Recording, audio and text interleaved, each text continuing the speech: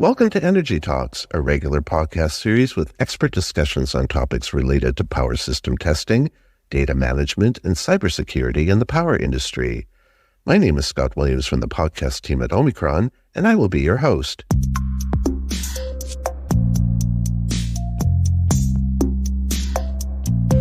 Hello, everyone. Partial discharge activity in gas-insulated switchgear and gas-insulated lines is a reliable indicator that a fault is developing in the insulation, and immediate action is needed to prevent a catastrophic failure. Since PD accelerates the aging and deterioration of insulation, the continuous online monitoring, trending, and diagnosis of PD activity play a critical role in assessing insulation condition and the risk of failure throughout the equipment's lifetime. Joining me to talk about PD monitoring on gas-insulated switchgear and gas-insulated lines is Caspar Steineke.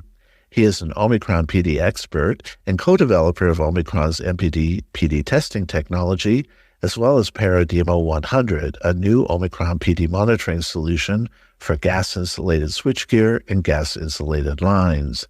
Caspar was with me as a guest in Energy Talks episode number 72, where he talked about the essentials of partial discharge testing on electrical equipment. Hello, Caspar. Welcome back to Energy Talks. Hey, Scott. It's good to be back. Well, thank you for joining me again. Caspar, in a previous episode, which I just referenced to, we discussed the essentials of partial discharge testing. How does partial discharge monitoring also play a role in assessing insulation condition and electrical assets during their service life? Yes, Scott. As we discussed last time around, many failure modes of electrical assets are caused by a failure of the insulating system. So intermittent testing is useful as it provides an early indicator of such a failure mode. Yet some assets do not lend themselves to intermittent testing because, for example, switching off is too costly. There might be accessibility issues and such. So highly critical assets, though, deserve special attention as a failure would be very expensive. So monitoring, whether intermittent or permanent, is an important part of a strategy towards condition-based maintenance. Very good. So how are gas-insulated switchgear and gas-insulated lines affected by partial discharge activity? So GIS, GIL, gas-insulated switchgear, gas-insulated lines, like all high-voltage electrical energy assets, have an insulating system. And insulating systems can fail. In GIS, GIL, that insulating system is mostly a dielectric gas in a sealed environment that contains the conducting structures, and those are held in place by insulators. Internal insulators, spacers. Those are made from typically organic dielectrics, and they can fail like all dielectrics can fail. So partial discharge offers an important early indicator of such an imminent failure. Very good. So for our listeners who do not know the distinction, what is the difference between gas-insulated switchgear and gas-insulated lines? GIS and GIL both conduct electricity, but GIS has moving parts. That's the short answer. So moving parts create more failure modes, and moving parts certainly increase the need for monitoring. Caspar, does PD activity behave differently in this equipment than in other electrical assets? Well, in general, PD is PD is PD. However, there's a highly regular configuration in GIS, GIL that is a conductor suspended by spacers in dielectric gas, and that's surrounded by a shielding tube-like structure, and that affords us the luxury of having a limited number of comparatively well-defined types of PD that are closely associated with certain failure modes. Okay. What causes PD activity in GIS and GIL? Well, like in pretty much all assets, manufacturing defects, contamination, and wear and tear on moving parts. Very good. Okay. So when does PD activity become a concern in GIS and GIL? Well, any discharge that has the potential to inflict long-term damage or failure is obviously a concern. and any discharge source or intensity thereof that is capable of damaging parts of the insulating system is a concern. So, for example, discharges leading to damage on spacers. Now, spacers are made typically from epoxy. That's an organic insulator. And so when you have discharges, those carbonize the organic insulating system and eventually damage it to an extent that it fails. Okay. In your opinion, why will partial discharge monitoring become even more essential for this type of equipment, GIS and GIL? Well, GIS and GIL is relatively expensive compared to, let's say, traditional air-insulated open substations, though GIS is, or GIL, highly reliable. So these are often used in space-constrained and highly critical applications. For example, like urban substations in basements or enclosed structures.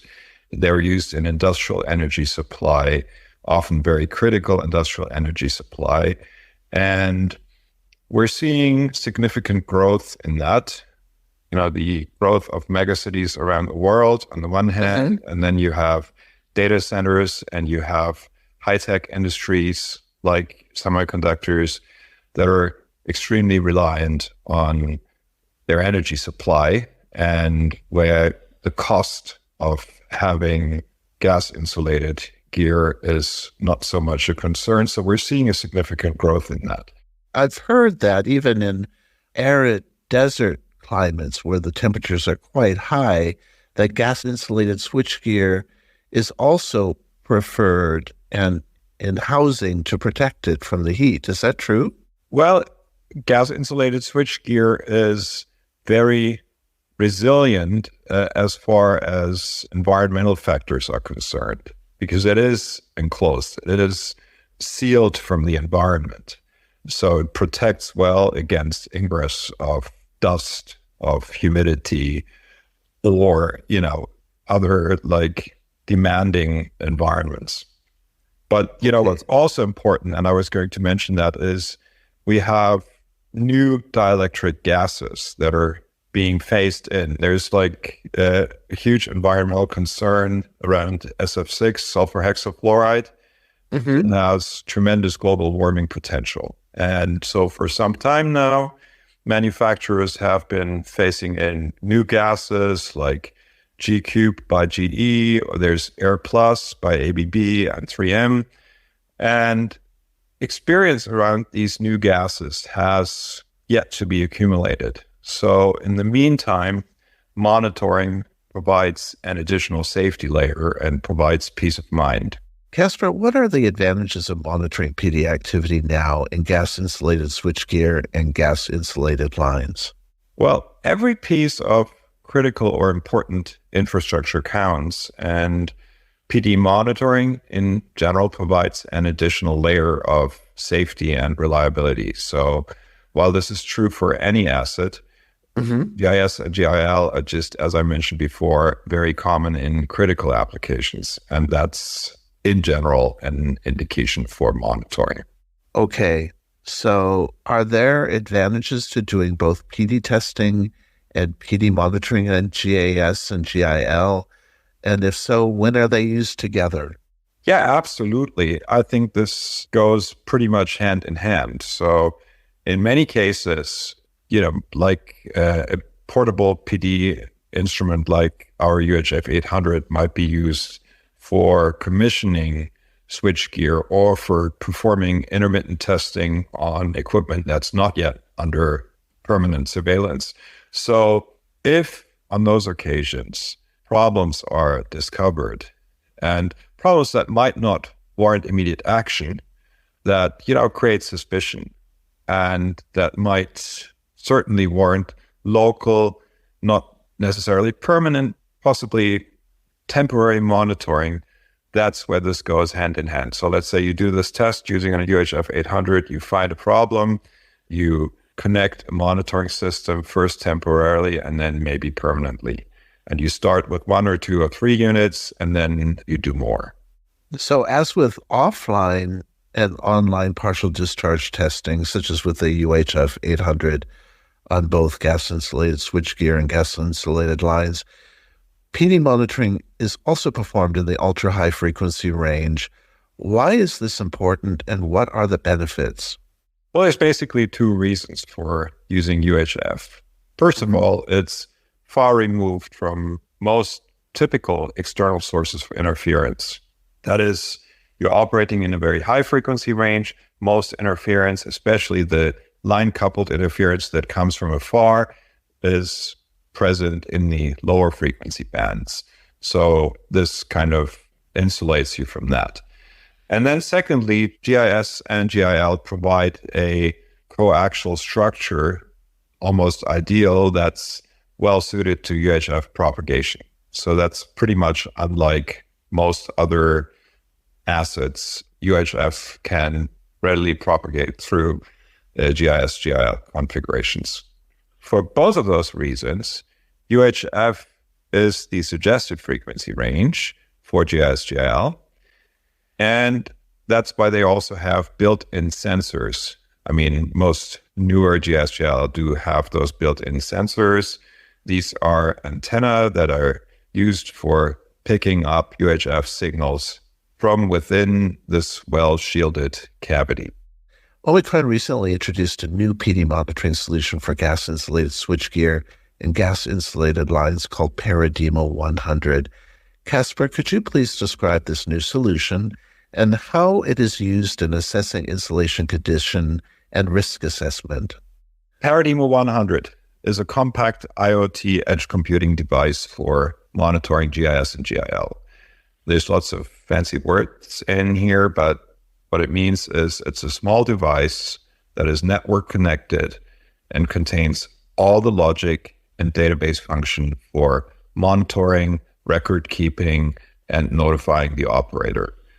And it can be set up in minutes for monitoring individual locations. So if you have a location that you suspect of being problematic, you just hook up one of these devices and you're ready to go.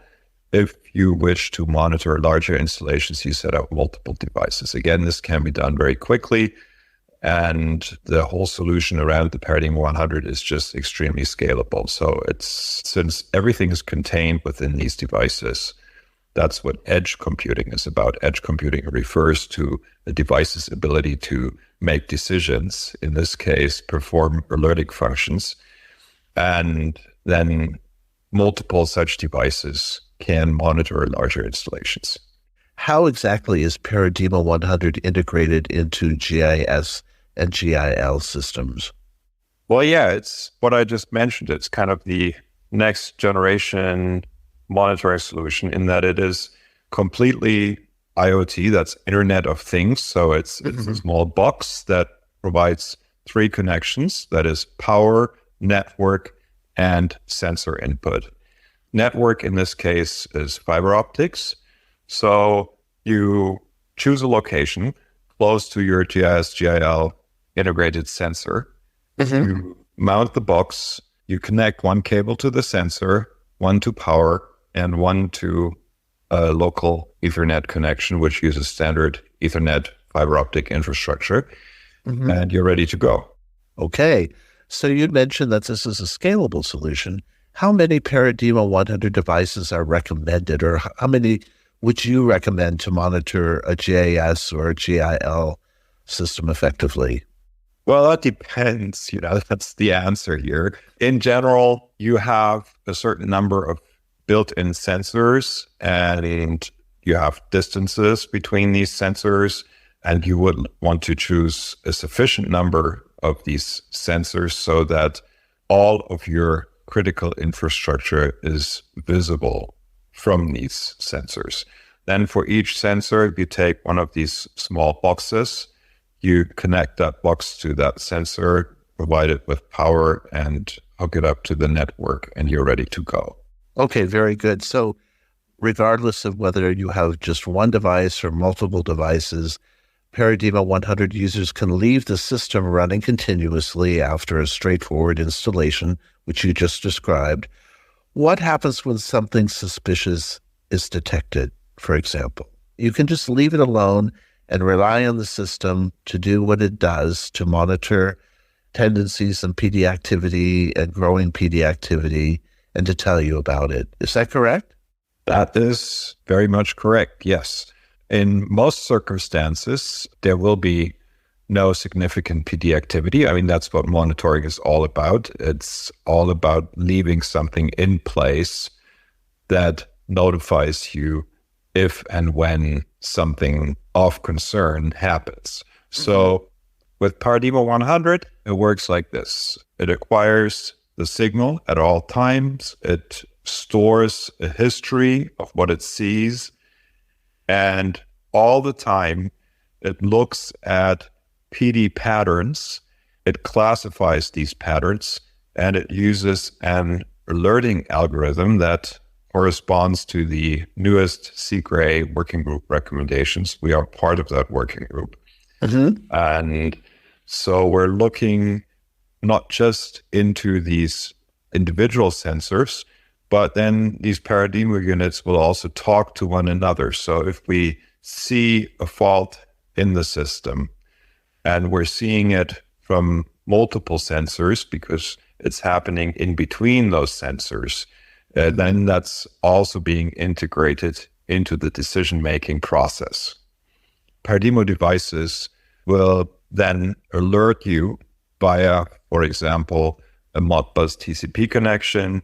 So this goes to your SCADA system. You get an alarm, and then you can log onto the individual PARADIMO unit and look at exact data and figures and see what's happening there in real time. Okay, so my next question relates exactly to that. How do users see the monitoring data in a way that is meaningful to them? So they get notified. It's recommended that they take a look at the data that's been recorded, that especially the data that triggered that alert. What do they see so that they know whether it's a problem or not? Yes, exactly. So once you get a notification, or even without getting a notification, maybe just because you're interested, you log onto a specific PARADIMO 100 unit. And you can do that from any web-enabled device, that is a smartphone, tablet, PC.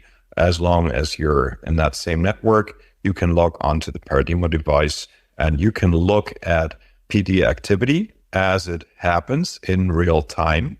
You can look at historical data, and you can look at historical alerts. You can look at what the system has been seeing for the last 2 years, minute by minute. You can zoom into that data at various levels, and you can then have the system do an analysis or look at the data and analyze that for yourself, because it is kept and present for you to look at and make sense of.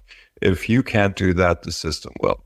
Okay. And what are some of the ways that the system does that for you? Well, as I said, we very closely follow CGRE recommendations by not just performing extensive pattern classification. I mentioned this earlier. With GIS, GIL, we have a typical and limited number of failure modes, and that's real luxury. So these failure modes can be distinguished and they can be classified and integrated into automatic decision making. So that in conjunction with PD levels, and PD levels here closely correlate and refer to the so-called sensitivity check. The sensitivity check is something that's done for GIS, GIL at the factory, and this is typically data that comes from the manufacturer. If that has not been performed and you still would like to use a PARADIMO 100, we can certainly help you with doing this to some degree after the fact, but typically this is data that is provided by the manufacturer, especially with all newer substations. Okay, so that data is actually used for a comparison with later measurements or later levels that have been trended. Is that correct? Yeah, it's mostly about correlating certain PD levels that are actually occurring within the GIS GIL and correlating those with what we're seeing on the sensors. Okay. So determining a threshold level, that is, level where things become critical in close proximity to the sensor. And so to have a certain level that you would see on that sensor for things to be critical. And this is supplied by the manufacturer. And this level then corresponds to a certain PD level that is specified by the relevant standards and is typically quite low. And then there is that, what I mentioned before, that one situation where, let's say, a fault occurs in between two sensors, and then obviously the threshold level is automatically lowered because both sensors will see a lower value. But since that's seen by both or even by three sensors, then it's still critical because we know it's actually higher, but it's in between those sensors. Again, that is all stipulated by the CGRE documentation. I ask this question a lot about the analysis of PD data in general.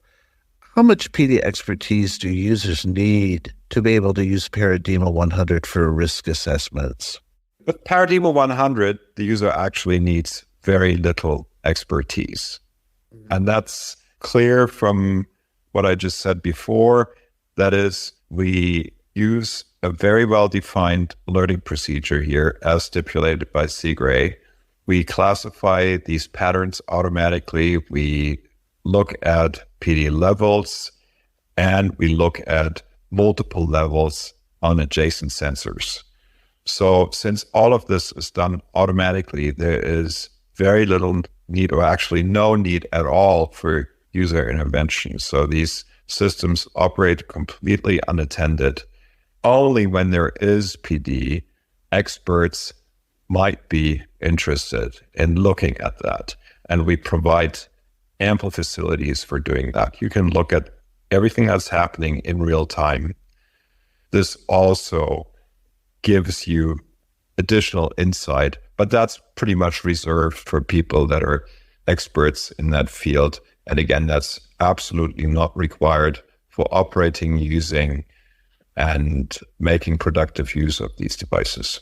Okay, so who are the primary users of the PARADIMO 100, and what do they require or expect from such a monitoring solution in general? Most users are operators of GIS, GIL systems. And the typical expectation and requirement is a simple installation, simple operation, and most importantly, robust alerting. And in addition to that, some record keeping. We do all of that. So installation is really simple. As I said, our network sensor, that's it. And off you go. Then during installation, you might also want to inform the system about where it's located so that when you get a message from the system, you know where it's coming from. That's what we call identity. So you give the system, for example, the name of the sensor that's looking at. And then we have the alerting algorithm that's looking at all PD data in real time and all the time, day and night, 365, 24/7. So it's just on all the time. And it takes measurements every single minute, and it keeps records of these measurements for you to look at. And every single device keeps a database of at least 2 years. Okay. And if particular measurements cross a threshold, then that's when alerting. Yes. It's a little more complex than just a threshold. It's a combination of certain patterns, that is, patterns that correspond to potentially dangerous types of partial discharge, and levels. And all of that is specified in the CGRE recommendations. Okay, so there you're bringing in the pattern classification as well. Absolutely. Okay, so I think you mentioned most of how PARADIMO 100 meets user requirements and expectations. I think there's a growing trend, wouldn't you agree, that asset owners, operators are looking more towards long-term monitoring to track reliability and performance and to know in advance of any potential developing problems. What would lead somebody to want to put a monitoring system in their GIS or GIL? Well, there's a few scenarios here. Number one is a trend that we're seeing all over, and this is also driving this whole IoT revolution. People want to have, utilities want to have a real-time view of their assets and how they're doing, how they're performing, looking at many parameters. We provide PD as an important parameter of reliability and potential degradation. There are very few such parameters, and so PD is extremely useful in that respect. And then another would be, and that's what I mentioned before, is once you have a specific concern because you have done some, let's say, intermittent testing and you found a problem and you would like to keep this under close watch, then you use a PARADIMO 100. You keep looking at that. You might not use a lot of those devices. You might use 1, 2, 3, or a handful. You look at a specific problem. You can set that up in minutes. So PARADIMO 100 does not require a comprehensive overall installation. You can actually use these devices for post or during commissioning operations. That is, when you commission a substation, you might connect a number of PARADIMO units temporarily during this whole commissioning operations, leave them in for like maybe a few months, see what's happening. And that is also highly useful. So just to clarify, Caspar, there are permanent monitoring systems that once you install them, they stay in that exact same position forever. But with PARADIMO, are you saying that you can actually move these units around to different parts of your GIS and GIL to take a look at different areas? Absolutely, you can. And see, with PARADIMO 100, the difference between, let's say, intermittent testing and monitoring becomes a little softer. That is, there are a lot of scenarios in the real world where you don't want to install a major monitoring system, which, is really part of your overall construction almost. With PARADIMO, you can literally place these boxes next to your sensors temporarily, hook up a few cables, have these cables lying around for a while until you're certain that your installation, that is your substation, your GIS, GIL system, performs as desired, and then you can take them off. So it's perfectly well suited for doing that kind of operation as well. Okay. And that was really important to us. Very good. So I want to go back to a question I had asked, and I don't remember whether we came to a conclusion or not. When the system tells the user or gives the user an alert, what's the next step for the user?